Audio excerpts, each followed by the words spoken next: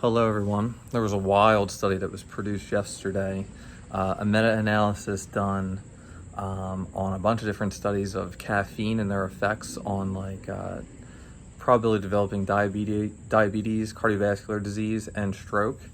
And what they saw was those who consumed 200 to 300 milligrams of caffeine, to put in perspective, that's like 2 to 3 cups of coffee, had a 48% chance less risk of developing diabetes, cardiovascular disease, and or a stroke. That is really shockingly significant, because one of the biggest killers of people in the United States and advanced countries is cardiovascular disease.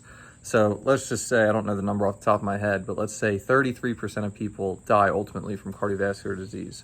If it's 48%, let's say it's 50. That number gets cut in half, goes down to 16%. And the other thing about this study is it's also equating, other variables that are put into it. Like they had another group that only had decaffeinated beverages. They had people of all different types of body compositions, all different types of activity levels. So there's some type of physical mechanism that is causing a lower risk to cardiovascular disease. And so something to do with the lipoproteins reduce some of the bad cholesterol, which I guess helps keep the arteries not clogged and promotes, I guess, better blood flow is my takeaway, or is my thought. That's really significant. The practical takeaway of this is there ain't nothing wrong with drinking, some caffeine. Now, they very specifically say caffeine. They didn't say very specifically coffee. They didn't say very specifically tea.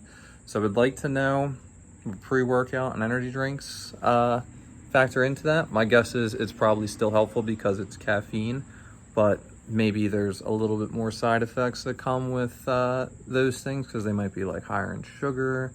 They might not have the same antioxidant profile that coffee or tea have. And this positive effect wears off if you have too much caffeine.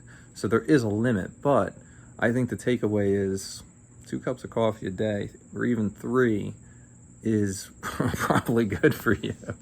But one of the other things we definitely know with caffeine too is the effects of caffeine last a while, and they end up creating really poor sleep for you. And sleep is so important for regulating hormones, in terms of losing fat, in terms of producing muscle, in terms of preventing brain aging, in terms of helping memory, in terms of anti-aging properties. So while I just said all these things, it's still really important that you don't have too much caffeine before you go to bed. That interferes too much with your sleep. So if you have, I think they normally recommend up to 8 hours, but I think you're pretty safe probably with 5 or 6 hours before bed. But if you consume caffeine throughout the first 10 hours of your 16-hour day, that's a really good window. 2 to 3 cups of coffee. That works.